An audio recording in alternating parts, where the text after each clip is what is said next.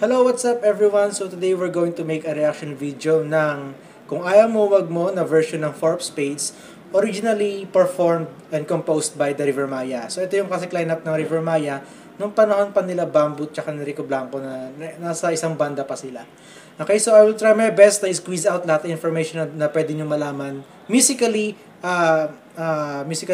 in a musical perspective pala.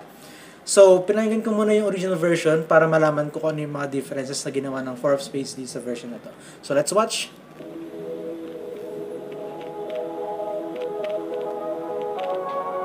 So, they started off sa cut-off. Isa sa mga usong effect na ginagamit sa mga dance music, sa electro, sa mga ganun, sa mga retro, na katulad ng Four of Spades na sila yung mga suki ng ganitong klase ng effect. So, yung cut-off, ito yung mapapansin nyo yung sound na medyo kulob. Yun yung cut-off. Okay? Hindi nyo marinig yung resonance ng sound as in nakakulob sila sa isang part.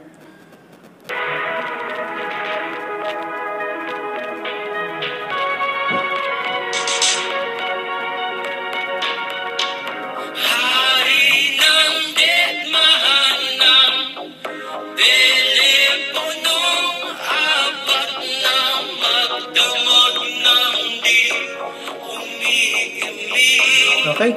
So, sa pagpasok pala ni Zild sa vocals, mapansin nyo na yung yung almost the same timbre ng voice nila ni Bamboo during those days na medyo bata-bata pa si Bamboo nun. Halos pareho yung voice ni Zild dito. And also, mapapansin nyo na mayroong half-step difference or half-step higher yung pitch ng Four of Spades compared dun sa River Maya. Kasi yung sa River Maya, it's built in G major. Itong sa Four of Spades, it's built on G sharp major. So may half step difference. Mas mataas ng konti, ng kalahati itong version ng Four of Spades.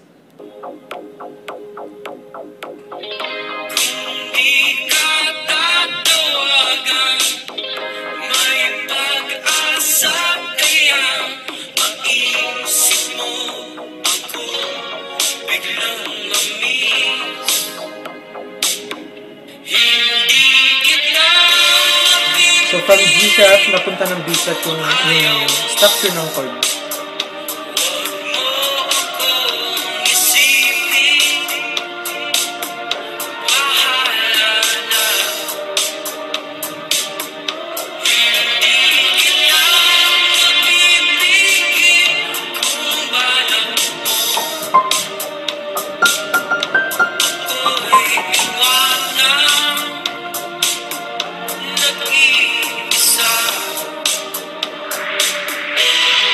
Then abrupt key change again. Bumalik siya ng G sharp from B flat.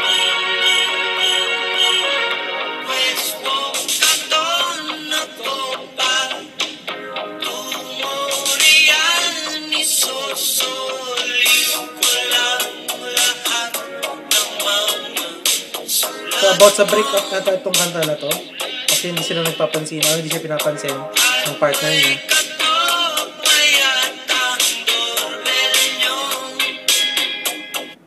So, mapapansin nyo na hindi nawala yung harmonizing sa vocals. Mapapansin nyo dun sa original version ni Bamboo na nandun si Rico Blanco sa tabi niya na nag-harmonize dun sa vocals. So, dito sa version of Four of Spades, meron din, hindi mawala yun. And also, napapansin ko na parang iba yung chord progression ng ginamit ng Four of Spades dun sa original version ng River Maya. So, nagkaroon tayo ng reharmonization ng chords. Kasi ang chords na ginamit sa River Maya is parang G, E flat, then C minor, and then a D before going to G major. And then itong sa Four of Spades is G sharp, B, F sharp, and G sharp major. So kumbaga, may difference kung ibababa ko yung G sharp dun sa perspective ng G, or dun sa scale ng G. So yung G sharp magiging G, yung B magiging B flat, yung F sharp magiging F, which is a little bit or somehow different dun sa ginawa ng River Maya. So nagkaroon tayo ng reharmonization ng chords, which is it gives a little perspective, another perspective nung bassline and also yung chords. Nagkaroon ng ibang feel, kumbaga. Okay?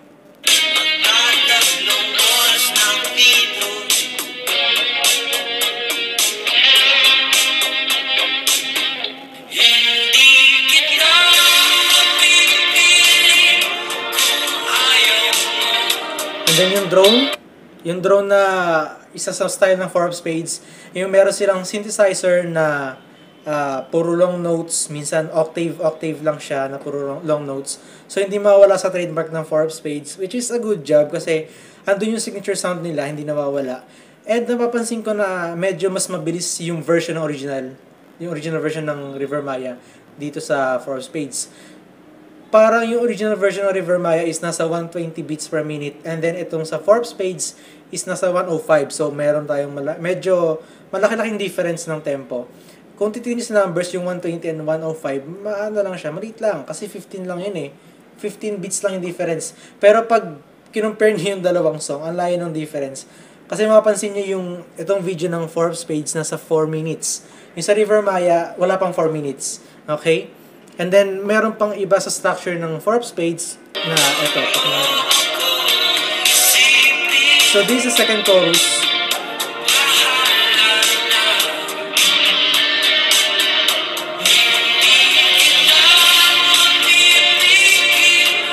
Lumalakas yung effects.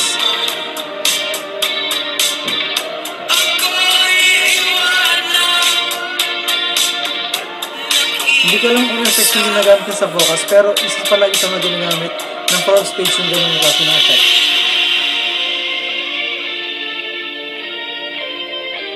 And then yung guitar solo na medyo naka-cut off din. And then yan, binabalik nila yung mismong sound. Okay. Ito na yung coda ng song. So hindi na nila inulit yung chorus kasi dun sa version sa original is yung second chorus inulit nila isang beses pa before they proceed dito sa coda. Now, this is a version of Four of Spades, hindi na nila inulit. Nag-proceed na sila dun sa coda after nung guitar solo.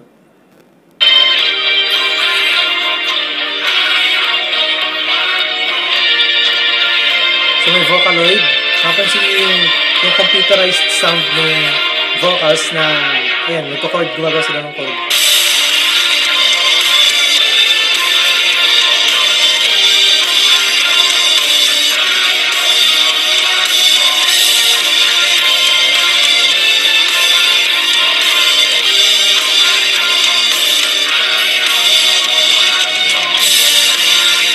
So pag-uwi na yung process. A typical Four of Spades sa Claptrap album nila, ganito yung mga, may ibang songs nila na ganito. Yung outro, pinapaulit nila hanggang matapos yung song, o minsan nasa-stage pa. So yun.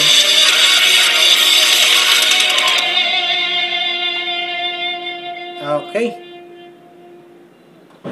So nag-end siya dun sa pinaka main note. Or tama ba? Ulitin natin yun.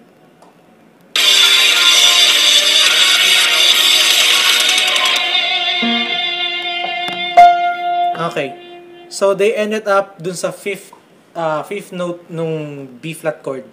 So again, yung chorus niya nag-transcend from G sharp napunta sa B flat. So yun yung naging succeeding chord. So nag-revolve around the B flat scale yung chorus. And then nagkaroon ng konting chord progression, nagkaroon ng kadensa before going back to G sharp. So ipapost ko yung chord, or I already posted it. Kung may mga gusto mang tumugtog niyan sa inyo, nilagay ko na diyan sa video. Okay? Huwag niyo ma-miss out 'yan. So I hope meron kayo natutunan for today, guys. Let's wait for another covers or ibang kanta naman. Try kong gagawin yung sa Mayonnaise, yung This Band, yung I Belong to the Zoo. Try kong gawa ng analysis yung mga video nila and even piano covers para hindi lang tayo nasa Four of Spades. Kasi, I know, alam ko karamihan sa inyo Four of Spades fans. Pero, yung kataga ko na OPM band, so, dapat nandun lahat, pati ibang banda. Alright? So, see you in my next episode, guys. Bye-bye!